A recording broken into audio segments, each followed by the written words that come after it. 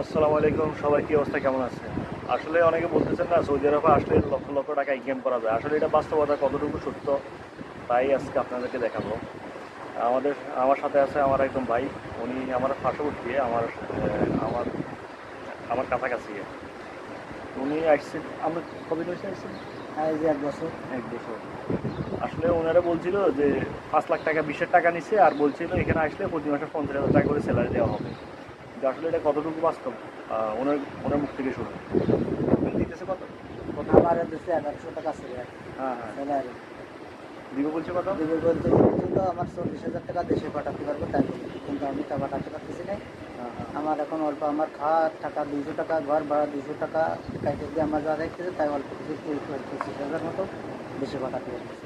20-25, হ্যাঁ। হ্যাঁ, 1100 রিয়াল স্যালারি। হ্যাঁ, 1100 টাকা খাওয়াই নিজে, টাকা নিজে। থাকাও নিজে। হ্যাঁ, উনি বলছিল আসলে থাকা দিবে, যে খানা নিজে, কিন্তু এখন আসার পর দেখতেছে খানাও নিজে, থাকাও নিজে। বুঝছেন, স্যালারি হলো কত? 11,000 রিয়াল। 1100 রিয়াল। 1100 রিয়াল স্যালারি।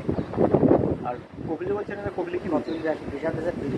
কপিলি বিষয় ফ্রি দিচ্ছে। হ্যাঁ, কপিলি বিষয় ফ্রি দিয়ে থাকে। আসলে আমরা তো দেশে যারা আছে তারা জানি না, কিন্তু বিশার বাংলাদেশে যে প্রসেসিং খরচ হয় আর হয়তো টিকিট খরচটা আমাদের নিচে লাগে, কিন্তু এখান থেকে বিষয়টা ফ্রি দেওয়া হয়। হয়তো বাংলাদেশ থেকে আসতে এখানে 1-1.5 লাখ টাকা খরচ হইতে পারে, এরকমই খরচ হয়। 2-5 লাখ টাকা নিচে। 5 লাখ টাকা নিচে। ওনার নাম কি? আব্বাস। আব্বাস। বাড়ি কোন জায়গায়? বাড়ি চট্টগ্রাম। আপনি কি হয়? আমার জামাই, বড় ভাইয়ের সাইজে জামাই। বড় ভাইয়ের সেজু জামাই। হ্যাঁ, বড় ভাইয়ের মেয়ে সেজু জামাই নাকি? হ্যাঁ। মেয়ে সেজু মেয়ে জামাই। সেজু সেজু মেয়ে জামাই। আসলে অনেকে বলে না যে আত্মীয় স্বজনের কাছে আসলে বা আত্মীয় স্বজনের মাধ্যমে আসলে হয়তো ভালো কাজ পাওয়া যায় বা ভালো কাজ দিবে। আসলে এটা আসলে উনি যদি আসলে লোক ভালো হয় তাহলে ঠিক আছে, যদি উনি বাটপার হয়, আসলে আত্মীয় স্বজন বলেন আর দূরের লোক বলেন সবার সাথে আসলে বাটপারি করবে, এটাই হলো আসল বাস্তব। হ্যাঁ, সেটাই ঠিক। এটাই বাস্তব। উনি আসলে আপনিও এত বেশি যাচাই বাছাই করেন নাই না, না। যে আপন লোক উনি তো আর এরকম করতে পারবো না বা এরকম করবো না, ওটার উপরে বিশ্বাস করে আসছে। হ্যাঁ, এখন আইসা তো এখন পুরো পয়সা গেছে। এখন তো দেশে মোটামুটি কিরকম ইনকাম করতেন?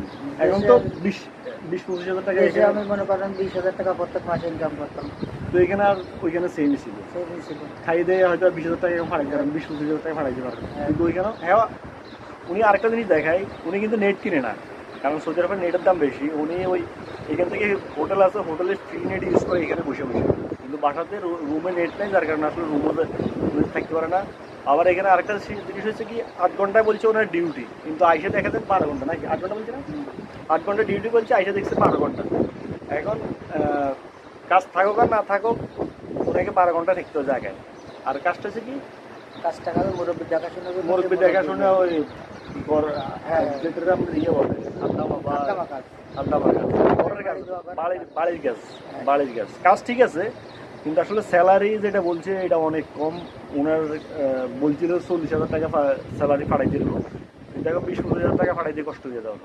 আসলে এটা হলো বাস্তব। ওনার নাম কি? নামটা আবার বলেন। আব্বাস। আব্বাস। বাড়ি? বাড়ি যাচ্ছে রামতলা। নামতলা। উনি আরো অনেক লোক আনছে। আনেছে। আনছে। আসলে দেখেন, ওনাদের পরিবর্তন না হইলো, ওনাদেরকে যে আনছে ওনার পরিবর্তন হয়েছে। উনি একটা জায়গা কিনছে, জায়গা কিনে একটা বাড়ি বানাইছে নাকি। আমি ওনার থেকে মানে বিস্তারিত শুনলাম, শুনি যেটা বুঝতে পারলাম, ওনাদের পরিবর্তন হোক আর না হোক, ওনার পরিবর্তন হয়েছে। যে দালাল, ওনার পরিবর্তন হয়েছে। ওনার একটা জায়গা কিনে একটা বাড়ি বানাইছে। আরো অনেক লোক আনতে চাইছিল, যখন কয়েকজন আনছে ওনাদের অবস্থা শুনে আসলে অনেকে আর আসে নাই। হ্যাঁ। আর উনি হলেও নতুন, সৌদির লগে আসলে আরবি অতটা বুঝে না, যার কারণে আসলে বিস্তারিত বলতে পারে না। আর সৌদির বললেও সৌদি বলে, দেখ তুই হের লগে কথা বলে আসছ, তা আমার লগে কিছু না, তুই তার লগে বুঝে শোনা কর। তারা কিছু করলে তার বাড়িতে, আমার বাড়িতে বলে যে তুমি দালালের কাছে গেছো, দালাল নিয়ে পাঠাই দিয়েছে, বাস শেষ। সৌদি আরবে আসার কথা ছিল যে সৌদি আরব পর্যন্ত আসছেন, আপনার কাজ শেষ। এখন আমার কথা ছিল যে সৌদি আরব তাই, কিন্তু স্যালারি তো বলছে 44,000, তো স্যালারিটা না, না। ইয়ে দিতেছে না। এই হলো অবস্থা। আসলে যারা বিদেশ আসবেন একটু বুঝে শুনে আসবেন, আর যার মাধ্যমে আসবেন, আর সে আপন হোক আর দূরের হোক, কিন্তু বেশ লোককে এরকম ওটা আগে চিন্তা ভাবনা করবেন, ওইটা আগে দেখবেন।